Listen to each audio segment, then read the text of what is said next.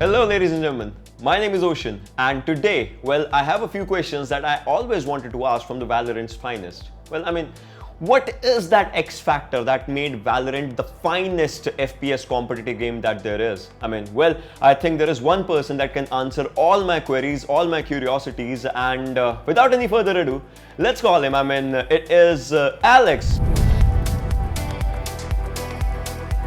First things first, welcome Alex, the Global Head of Competitive Operations for Riot Games.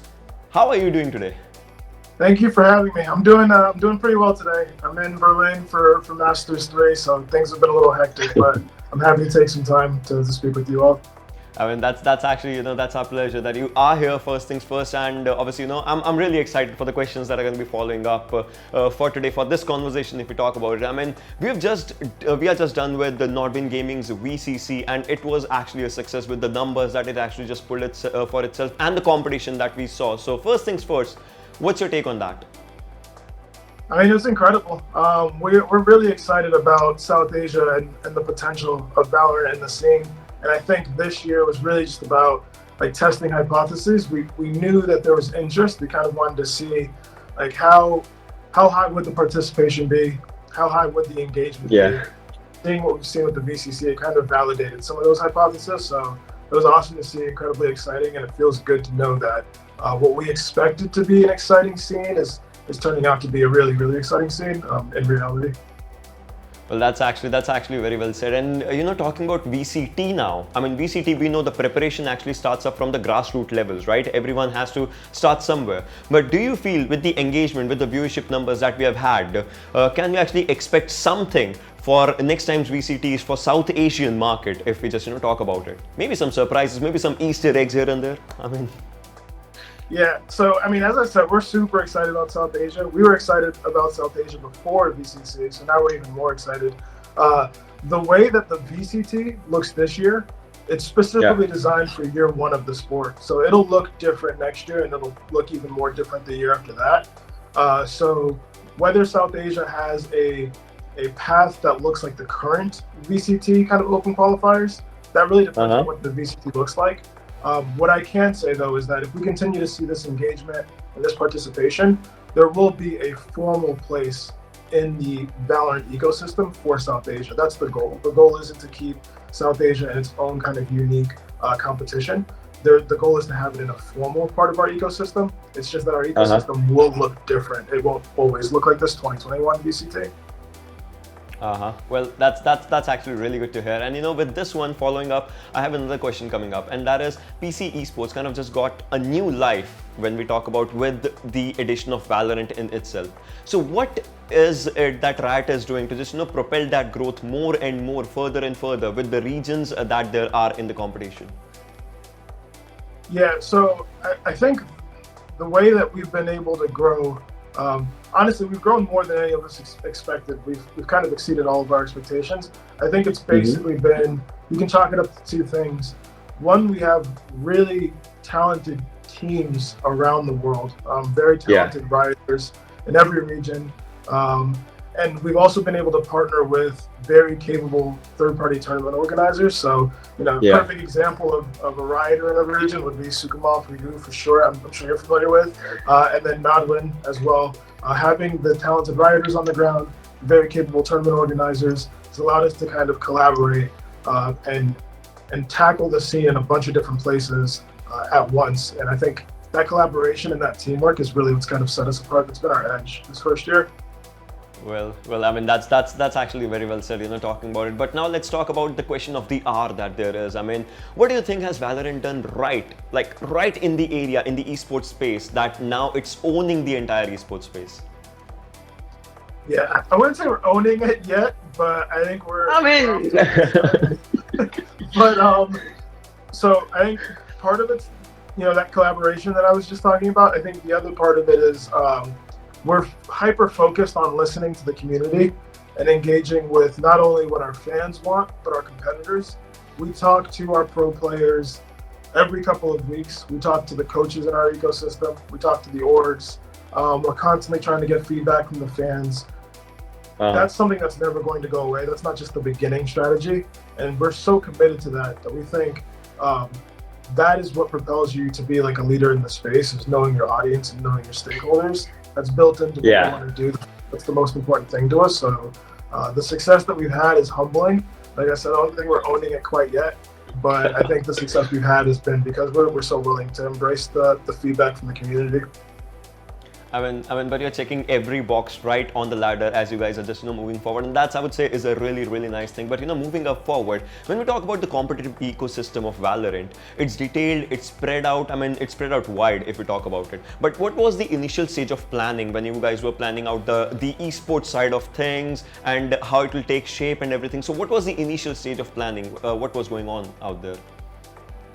Yeah, so Valorant esports, the game came out last June, and basically we started building our team last January, maybe the December of 2019.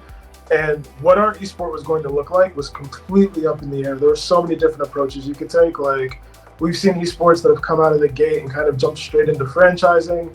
We've seen esports that have kept an open ecosystem indefinitely. So everything was on the table. Essentially, what we decided to do was, we were having a very hard time nailing down what the right approach was. So we decided to just take a step back and let the community kind of show us what made sense. So we started with the Ignition series last summer, which was really just us making a conscious decision to let the community show us what Valorant esports should look like.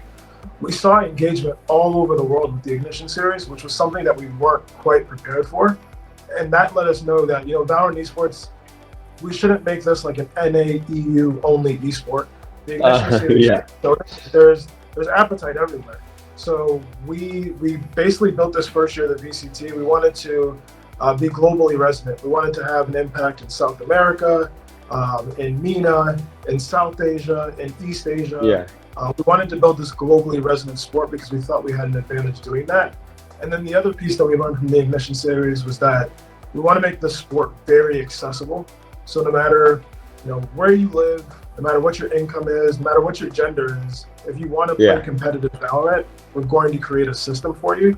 So the goal really, just to kind of summarize what our approach was taking time to listen and learn from the community about what they wanted to see, building something that was truly global, that would resonate with people all over, and then building something that was accessible so that every player everywhere could feel like this is a viable path for them.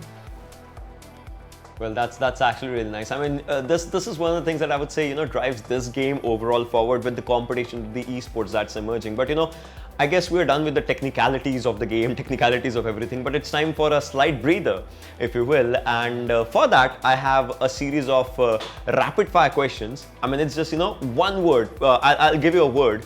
And whatever first thing that comes in your mind, you'll have to just, straight up answer it as soon as it just, gets into your mind. So, we know players who are playing the game have really good reflexes, but I would want to test yours. So, are you ready? Yeah, I'm ready. All right. So, my first word is clouds.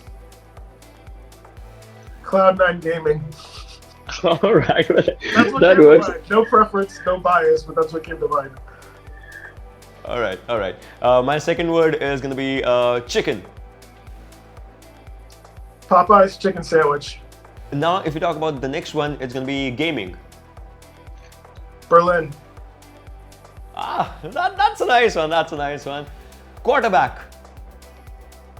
Tom Brady. Books. To Kill a Mockingbird. That's a nice one. Well, I would say you actually have really good reflexes if you talk about, those question answers, the rapid fire stuff that's just coming up. But, with this, we're almost done with our interview if we just talk about it. But still, there's one thing that, everyone expects, and that is a message to the fans. If you have any message for the fans, for the audience, for anyone who's just, watching this interview and maybe who's just, listening to your insightful thoughts. Like I've said, we're genuinely excited about South Asia. We've said it before. We've said it since before the VCC. I want to give credit to the South Asian fans.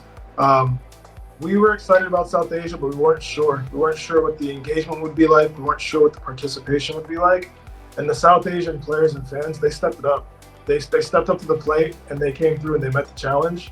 The engagement we saw, the viewership we saw, we opened the door and the South Asian players really barged in and took control of it. That's very rewarding. It's very exciting to see. Like I said, we tested that hypothesis and it's been validated. So thank you so much for supporting the scene. This is an incredibly exciting region, and it's good to know that the players and the fans in this region are just as excited as us, just as excited as we are.